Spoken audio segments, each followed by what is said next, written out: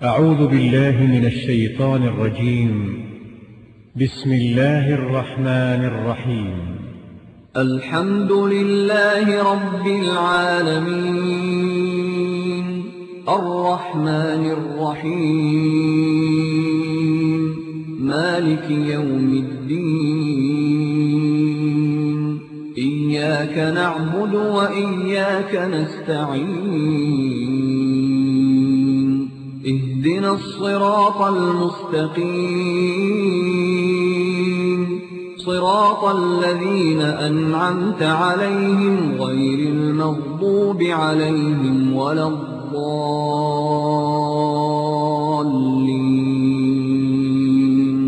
بسم الله الرحمن الرحيم. ألف لام ميم. ذلك الكتاب لا ريب فيه هدى للمتقين الذين يؤمنون بالغيب ويقيمون الصلاة ومما رزقناهم ينفقون.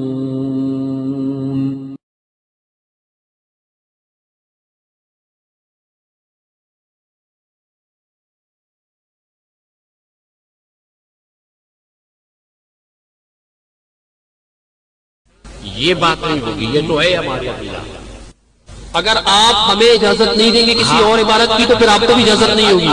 ہم یہ آپ کو اجازت دیں گے کہ حجت جو چیز ہوتی ہے وہ فریق مخالف کا قول کسی بات کے لیے حجت ہوتا ہے۔ فریق مخالف کا قول جو ہے جب بھی کوئی بات کی جاتی ہے تو فریق مخالف کا قول جو ہے وہ اس معاملے میں حجت ہوتا ہے۔ جو بات ہم کریں گے تو آپ جو بات مانا ہمارا کوئی یہ کہہ سکتے ہو آپ کہ بھئی دیکھو آپ کی بات کو جو ہے وہ ہم بھی قبول کرتے ہیں، یا میں جو بات کروں تو ہم کہہ سکتے ہیں کہ بھئی آپ کی بات کو ہمارے بھی قبول کرتے ہیں۔ خصم کا قول حجت ہے، تو بطور خصم کے قسم کی مسلم نہ ہو، قسم کی مسلم نہ ہو، جی یہ قسم کی مسلم نہ ہو یا نہ ہو، اس کے ساتھ کوئی واسطہ نہیں، وہ قوم کا پتہ ہے، وہ قوم کے بارے میں مسلم کو دلیل بنایا ہی نہیں جا سکتا جب وہ اسے تسلیم ہی نہیں کرتا۔ ایک منٹ بات سنو۔ مانا یہ ایک دنیا میں مشہور ہے کہ فلان آدمی جو بندی ہے، دنیا میں مشہور ہے کہ فلان آدمی اہل حدیث ہے، وہ قول پیش کیا جائے گا، وہ قول پیش کیا جائے گا کہ فلان آدمی جو ہے وہ اہل حدیث ہے، دنیا اس کو جانتی ہے۔ جب آپ کے سامنے بات سنی آپ کی مرضی ہے اس کو مانے یا نہ مانے، مگر دنیا کو تو معلوم ہے کہ یہ فلان آدمی اہل حدیث ہے، فلان آدمی جو ہے وہ دیوبندی ہے۔ جی میں عرض کرتا ہوں، ایک بات سنیے، ہر فریق اپنے مسلمہ اصول کے مطابق بات کرے گا، جب بات آئے گی تو مناظرے کے دوران جواب بھی ہو جائے گا، اس پر وقت صرف کرنے کی زیادہ ضرورت نہیں ہے۔ اب چلتے ہیں آگے۔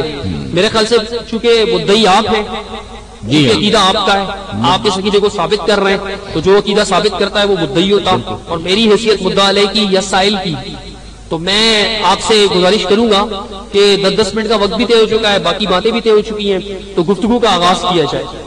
تو آپ اپنے 10 منٹ کا آغاز کر لیں۔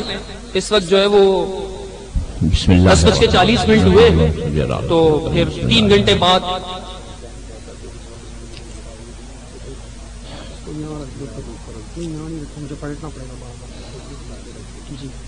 بھئی ہماری بات جو ہے وہ یہ ہے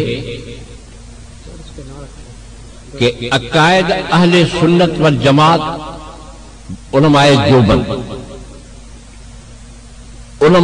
دیوبند کے عقائد میں سے ایک عقیدہ ہے، جس عقیدے کو المحند علی المفند کے اندر پیش کیا گیا ہے اور ذکر کیا گیا ہے۔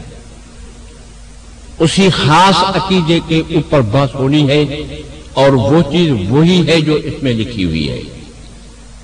البتہ اس میں یہ بات لکھی ہوئی ہے کہ یہ ہمارا عقیدہ عوام نہیں جانتے، عوام جو اس عقیدے سے جو بات سمجھتے ہیں وہ نہیں ہے۔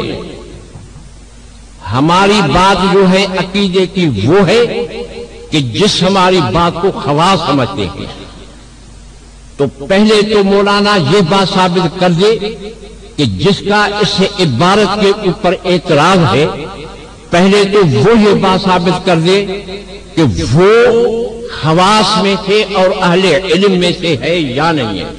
پہلے تو اسی چیز پر بات ہوگی تاکہ پتہ چلے، کیونکہ ہمارے علماء نے یہ بات صاف لکھی ہے اسی کتاب کے اندر جو میں عبارت پیش کروں گا۔ اس میں یہ بات انہوں نے لکھی ہے کہ اس ہماری بات کو خواص سمجھتے ہیں۔ ہر آدمی کا سمجھنا اس کی کام کی بات نہیں ہے۔ عوام جو بات سمجھتے ہیں وہ نہیں ہے، جو خواص سمجھتے ہیں وہ ہماری بات ہے۔ اب ہم وہ خواص کی بات وہ کریں گے جو بات قرآن حدیث میں ہوگی، مگر پہلے سب سے یہ بات ضروری ہے کہ اب ہم بھائی کو جاننا چاہتے ہیں کہ وہ امام بخاری رحمۃ اللہ علیہ نے فرمایا، جلد نمبر 2 صفحہ نمبر 1087، اس کے اندر وہ یہ فرماتے ہیں کہ آن حضرت صلی اللہ علیہ وسلم نے یہ فرمایا کہ ایک جماعت جو ہے ہمیشہ حق پر رہے گی، اور امام بخاری نے وضاحت کرتے ہوئے فرماتے ہیں جو اہل علم کی جماعت ہے، جو علم کو سمجھتے ہیں، علم کو جانتے ہیں، اس کو ہر چیز کی حقیقت کا پتہ ہوتا ہے۔ یہ امام بخاری رحمۃ اللہ علیہ نے اپنی کتاب بخاری میں پیارے پیغمبر کی حدیث کے ذکر کرنے کے بعد پھر اس کی وضاحت ذکر کی ہے، اور انہوں نے صاف یہ لکھا ہے کہ ہمارے اس عقیدے کو وہ سمجھتے ہیں جو خواص میں سے ہوں، عوام ہمارے اس عقیدے کو نہیں سمجھ سکتے۔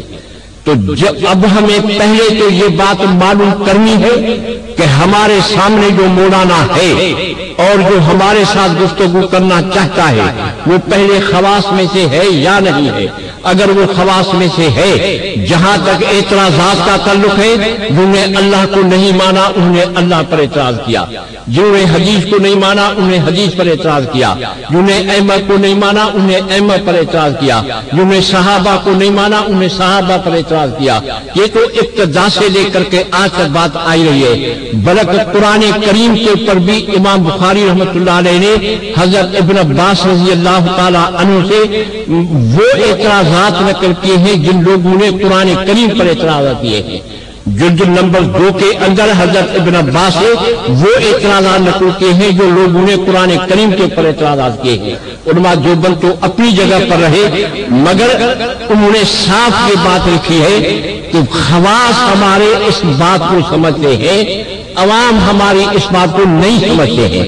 تو اگر مولانا خواص میں سے ہے، مجھے تو دوستوں نے منع کی کہ بابا تم نہیں جاؤ، وہ تو ابھی پڑھ رہا ہے، ہم تو اللہ کے فضل سے 76 برس ہماری عمر ہے، 50 برس ہم نے اللہ کے فضل سے پڑھایا ہے۔